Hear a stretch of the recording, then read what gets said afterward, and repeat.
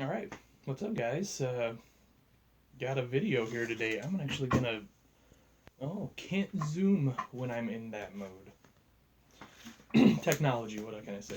Anyway, I thought I would do a.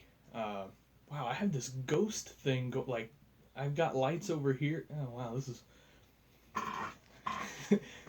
Remember the early days of For the Love of Tractors when I had Fat Guy with No Clue Productions? We're still that.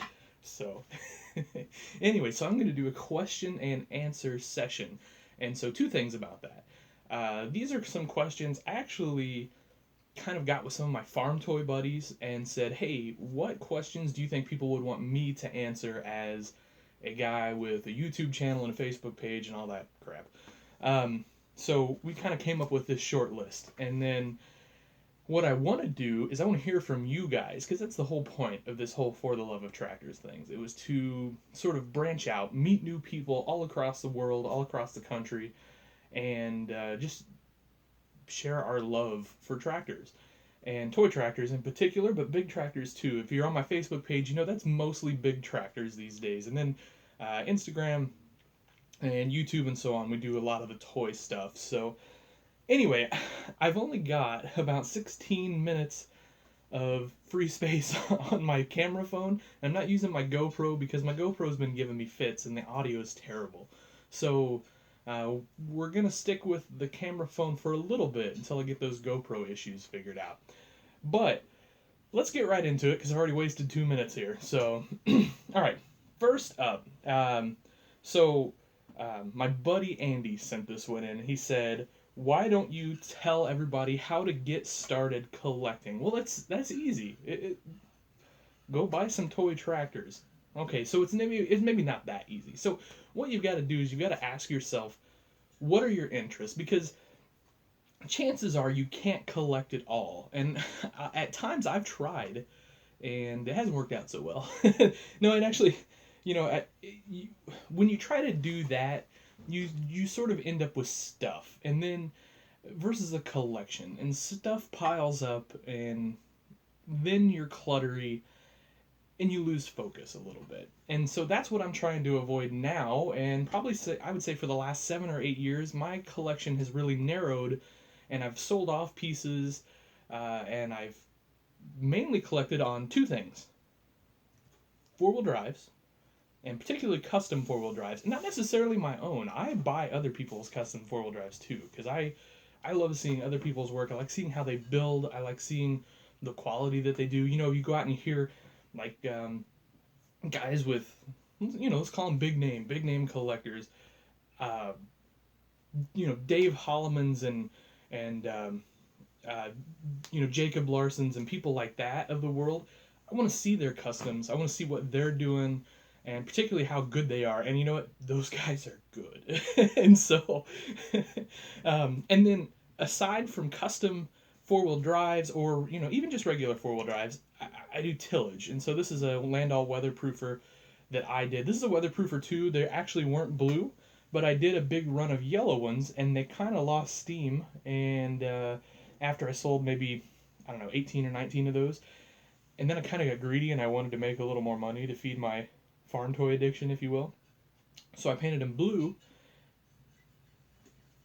Those are doing pretty well. So, so anyway, so my advice is to find what you want to collect. I know guys, they only collect 1970s tractors, or I know guys that only collect really high end models. I'm talking $2,000 and $3,000 a piece models. Those guys, they're nuts. There's guys that only do pull-in tractors. There's guys that only do the Precision series, which you can see some of the Precision classics back here in the background. So on and so forth. And then there's guys, my buddy Pierce Johnson. He basically only collects what he's going to use on his display, with a few exceptions. He's got a couple of my pieces he'll never use. He's got, Gordy Schultz pieces and, things like that. Just other guys. So find your niche, collect it, enjoy it, love it. You know, go after that hard. So I've gone after four wheel drives. I have hundreds of four wheel drive farm toys. It's it's probably a little out of hand at this point, but what am I going to do? Okay, so I think that that's how you get started. Find what you like. Maybe it's something you had on your farm. Maybe it's something your grandpa had, your dad has, whatever.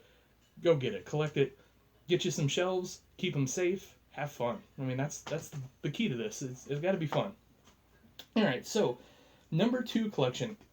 So this should be a video in itself, but we decided I'd touch on it a little bit here. How to start customizing farm toys. So the easiest way in the world to start customizing farm toys is tire swaps.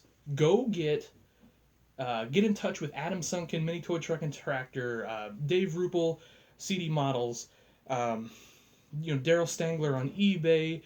Myself, I have a few tires on Shapeways. There's other guys that have a lot more. Denny, those guys, they have tons of tires, really cool stuff. And start swapping out tires. Tires are the easiest thing you can do to a tractor. And I've showed you videos on how to pop the tires off, how to drill them out, whatever, and then, put a new axle on, swap the tires out. That is the number one easiest way to start collecting, or to start customizing farm toys. And I can turn around here and I can show you. Can't find it now that I said that. Okay, seriously, wow, where is it? I don't know. Here we go. Old school John Deere 8560. This is probably one of the first tractors I ever customized. And you can see this is the old blackout cab still, so this is old school. Now the rails and lights and mirrors that is on there, that was all added much, much later. And they look crappy compared to what I do today, but it's a journey.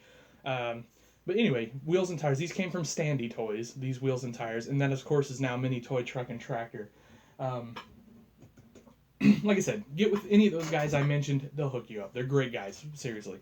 And they'd love to help you, figure out how to customize them if you don't. Or if you want, shoot me a PM somewhere. I'll Facebook, here, Instagram, wherever. I'm always glad to help. So that, I think, is the way to get started. Once you go past that, you can get into kits, or you can get into scratch building, or a million other things. So, all right. What is my favorite toy? This is from... Oh, okay. Sorry. Okay, so that is from Jacob. What is my favorite toy? All right. Great question. So probably in 1/16 scale, it's either my Big Bud 747, which I've done a video of. And the reason is I got that as a graduation present from college, from my parents. I don't know, that's special to me. And maybe the second is the Massey Ferguson 97, which is technically my dad's. I gave it to him for his birthday a lot of years ago now. It was made by Mohr, M-O-H-R, Mohr Farm Models up in, I can't think of their official name, but they're out of business now. Up in Iowa. Unfortunately, Roger passed away, I think, and quit making them. But we hunted for that tractor forever, and the reason it's special is because my grandfather had a Massey Ferguson 97 back when they came out in the late 60s, and so that was special to my dad, and so I hunted, and I always said when I got a real job and could afford to get him that tractor, I would find one and get it. It took me like 15 years to find that tractor, but I did. So that one, I mean, it's like I said, it's my dad's technically. I'll inherit it someday. So it sits out at my shop right now anyway, because he comes out there and hangs out with me, fortunately. So I get to see it pretty often.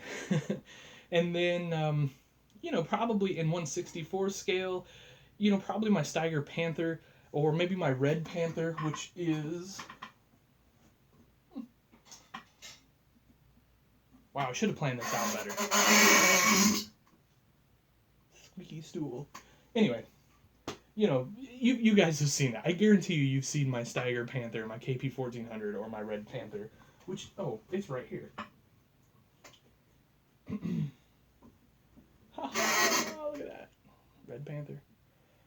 Anyway, yeah, that's not going to show up worth a crap, is it? On the video. Let's do this. There we go. That guy. So, scratch built. My favorite KP 1400 green Steiger is actually a long kit made by Brian Long. And then I, of course, put it together, painted it, detailed it, all that stuff. Now we're crooked. This is completely scratch built. So, hood opens, all that good stuff. So this is my favorite tractor. Favorite 164 scale tractor, probably. I love big four-wheel drives, as you know. And we've actually never owned a green Steiger. Of course, we have the red quad tracks on the farm. And I guess that's why I like Steiger. I don't know. But I just think the green ones are cool. They're just my favorite. So, all right. Kind of running a little low on time here. So,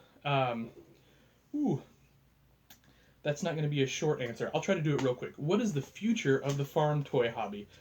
And so this was a discussion between 5 or 6 of us that build and sell tractors. And the reason we had this discussion was we were at a show and we heard this, let's call him an older vendor who's a super nice guy, but he was a bit grumpy because he saw the hobby as dying because older guys are retiring, older guys are moving on, they're quitting, they're dying, and he thought that was the core collector. But being an older guy, and I know him personally, he is not on Facebook, Toy Tractor Times, YouTube, Instagram, any of those places where a lot of the younger guys hang out. I'm going to call myself a younger guy, even though I'm almost 40. I think our hobby is very strong right now and getting stronger. I see so many young guys getting into it, not only collecting, but building and restoring.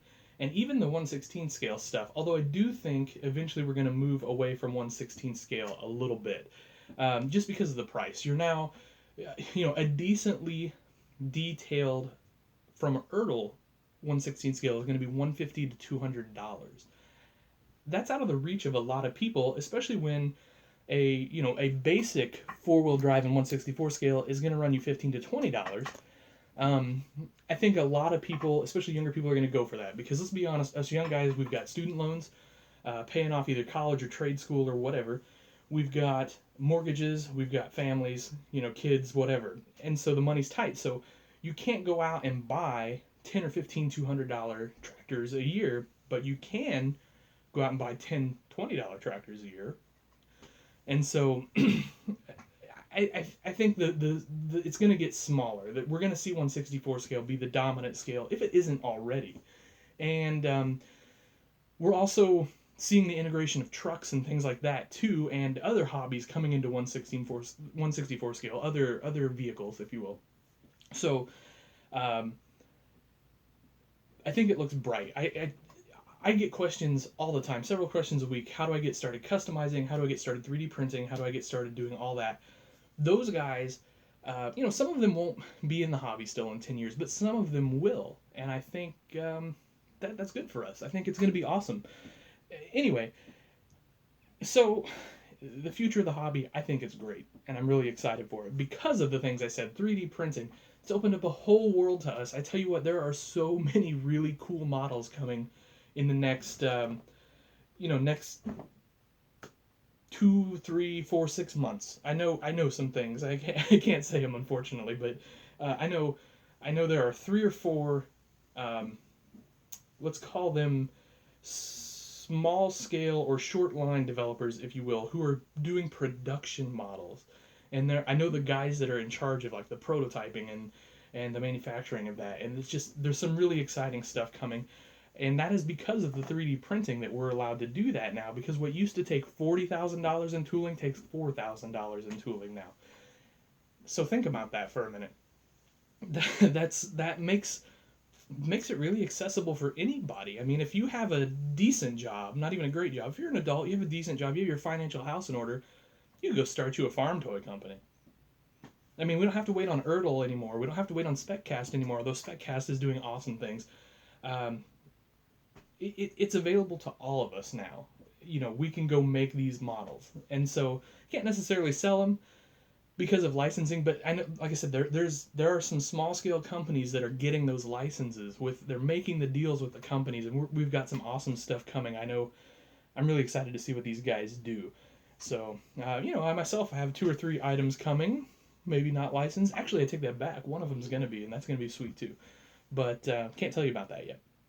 So anyway, I think the hobby looks great. So I'm getting a little low on time here. So I think that'll do it for this video. I hope to do more of these question and answer videos. Please send your questions, put them in the comments below. PM me on Facebook for the love of tractors, Instagram for the love of tractors, all that good stuff.